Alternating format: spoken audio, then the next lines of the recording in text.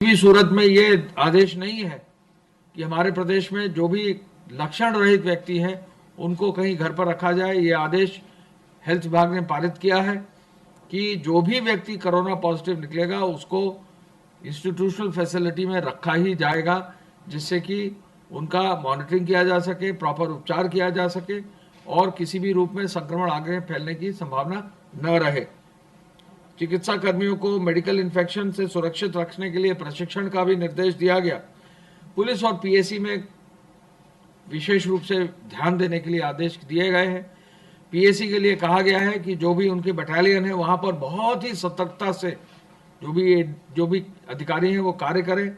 ADG PAC को बहुत विशेष रूप से सतर्कता बरतने का निर्देश दिया है और पीएसी जहां भी हाउस है, जहां भी रह रही, वहां पर जो भी व्यवस्था है, वहां पर जो भी शौचालय है, वहां रुकने की व्यवस्था, उसको प्रॉपरली सैनिटाइज करने का निर्देश दिया है। कोविड अस्पतालों में भर्ती रोगियों के परिजनों को उनसे संवाद करने के लिए भी अनुमति है।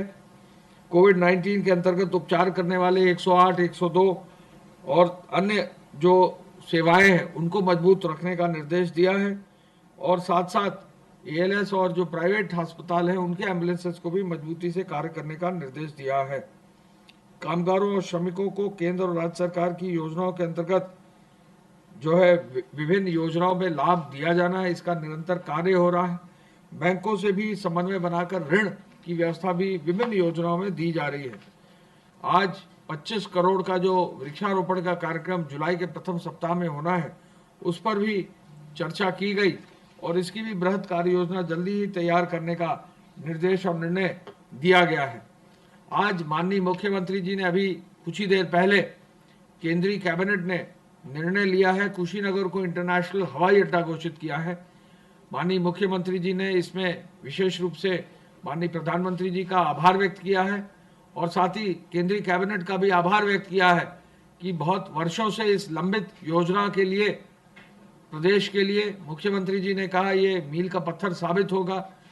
बुद्धिस्ट सर्किट के अंतर्गत टूरिज्म के लिए विशेष रूप से ये आगे जो है कार्य सुनिश्चित कराएगा। बुद्धिस्ट टूरिस्ट जो श्रीलंका, साउथ ईस्ट एशिया, अन्य स्टेट कंट्री से आ रहे हैं उनके लिए एक सीधे हवाई सेवा की व्यवस्था हो सकेगी और ये एयरपोर्ट 3200 मीटर लंबा एयरपोर्ट है जिसमें कि सभी प्रकार के एयरक्राफ्ट लैंड कर सकते हैं। तो इसके लिए उत्तर प्रदेश सरकार ने भूमि के लिए और उसके एयरपोर्ट के निर्माण के लिए भी धनराशि व्यय की है। अब वहां पर एटीसी लगाकर एयर ट्रैफिक कंट्रोल की व्यवस्था सुनिश्चित करके कुछ ही महीने में इसको इंटरनेशनल एयरपोर्ट के रूप में शुरू किया जाएगा। माननीय मुख्यमंत्री जी ने माननीय प्रधानमंत्री जी का, आदरणीय प्रधानमंत्री जी का और केंद्रीय कैबिनेट का विशेष आभार आज व्यक्त किया है और खुद जो है अपनी ओर से ये मैसेज आज जारी किया है। हमारे प्रदेश में पिछले कुछ सालों में 2 इंटरनेशनल एयरपोर्ट अब डिक्लेयर हो गए हैं। एक इंटरनेशनल एयरपोर्ट जेवर में और एक इंटरनेशनल एयरपोर्ट अब कुशीनगर में डिक्लेयर हुआ है। इसके अलावा 2 इंटरनेशनल एयरपोर्ट पहले से हैं, लखनऊ और वाराणसी। मैं इतना जरूर कह सकता हूं कि ये जो कार्य हुआ है कुशीनगर एयरपोर्ट का, ये पर्यटन की दृष्टि से सबसे बड़ा, पर्यटन विभाग की दृष्टि से, पर्यटन विभाग के माध्यम से जो शुरू किया गया था, सिविल एविएशन डिपार्टमेंट के थ्रू अब जो कंप्लीट किया गया है, सबसे बड़ा इंफ्रास्ट्रक्चर जो है अब तैयार होके खड़ा हुआ है। गृह विभाग के माध्यम से जो कार्रवाई की जा रही है उसके अंतर्गत अब तक 76,842 एफआईआर दर्ज कर दी गई, 1,99,000 लोगों को नामजद किया गया है, 57,717 वाहन सीज किए गए और अब 34 करोड़ रुपया जो है शमन शुल्क के रूप में जमा कर दिया गया है। साथ ही साथ 714 अब तक एफआईआर दर्ज कर दी गई हैं और आज 24 जून को 10 मामले फेक न्यूज के 6 ट्विटर में और 4 फेसबुक में संज्ञानित करके उन पर भी कार्रवाई की जा रही। हॉटस्पॉट्स की संख्या कुछ घटी है, 2,755 हुई है, 844 थाना क्षेत्रों में 9,10,200 मकानों में 56,66,000 लोग आवासित हैं हॉटस्पॉट्स में, इन पर विशेष नजर रखी जा रही है।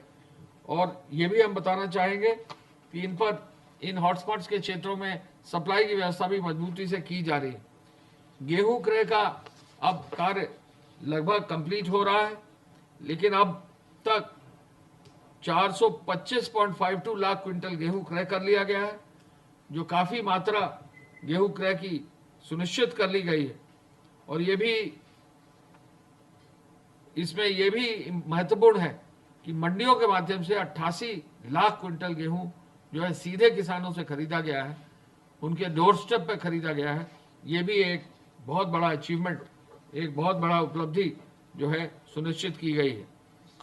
राजस्व विभाग के माध्यम से विभिन्न क्षेत्रों में जो कार्य किया जा रहा है, स्वैच्छिक संगठनों को कल 20,000 उनके माध्यम से 20,335 फूड पैकेट कल डिस्ट्रीब्यूट हुए हैं।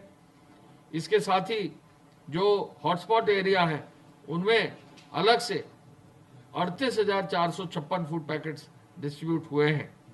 राजस्व विभाग के माध्यम से अब तक 26,02,154 व्यक्ति जो होम क्वारंटाइन में भेजे गए थे, वो उनमें से 20,64,215 व्यक्ति होम क्वारंटाइन की अवधि पूर्ण कर चुके हैं। और नगरीय क्षेत्रों में जहां 1,97,625 लोग भेजे गए थे, उनमें से 1,41,041 व्यक्ति होम क्वारंटाइन का अपना कार्य पूर्ण कर चुके हैं। उद्योग विभाग के माध्यम से जो इकाइयां क्रियाशील की जानी थी, अब तक 7,84,920 इकाइयां क्रियाशील कर ली गई हैं, जिनमें 48,89,000 लोग काम कर रहे हैं। 48,89,000 लोग कार्य कर रहे हैं। अब जो है प्रदेश में एमएसएमई का एक नई वेव आ गई, नया काम एकदम से शुरू कर दिया गया, हर जगह यूनिट्स चालू कर दिए गए हैं। तो ये 48,89,000 लोग काम करना शुरू कर दिया है इन्होंने, ये एक विशेष बात है।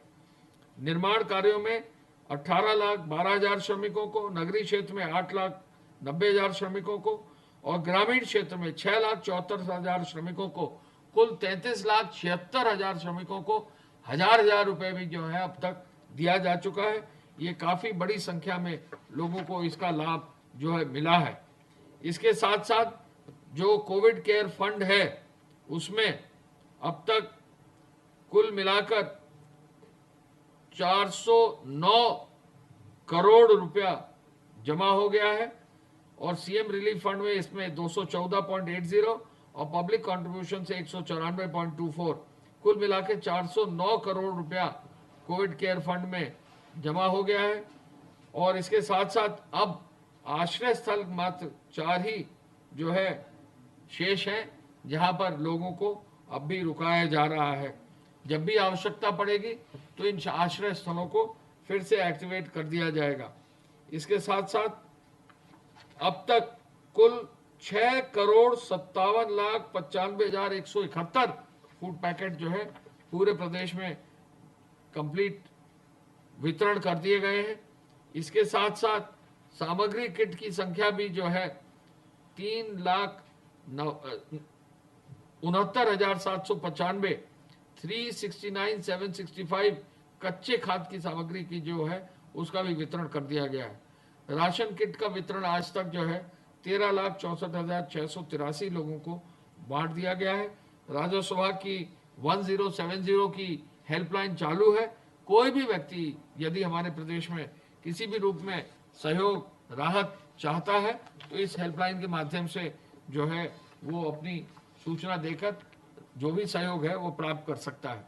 भट्टा श्रमिकों के लिए नायाब योजना जो सीधे उनको घर भेजने की ट्रेन के माध्यम से पहली बार प्रदेश में जो इम्प्लीमेंट की गई थी, भट्टा श्रमिकों के लिए भट्टा संघ के माध्यम से, ईंट भट्टा मालिक संघ के माध्यम से अब तक 81 ट्रेनों को जो है भेजा जा चुका है, जिनमें से छत्तीसगढ़ 19, बिहार 53, 54 ट्रेन, उड़ीसा 5 और झारखंड में 3 ट्रेनों को भेजकर 81 ट्रेनों को हमारे प्रदेश में कुल 1,40,000 व्यक्तियों को उसमें शामिल किया गया है।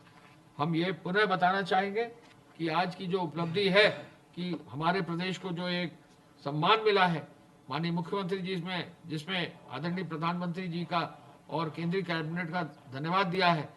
कुशीनगर इंटरनेशनल एयरपोर्ट, इसके संदर्भ में विस्तृत विवरण आपको अलग से दे दिया जाएगा। धन्यवाद। जय हिंद। तो ग्रामीण और शहरी इलाकों में सैनिटाइजेशन के निर्देश दिए गए हैं। मुख्यमंत्री योगी ने मेडिकल स्क्रीनिंग टीम को ट्रेनिंग देने को कहा है।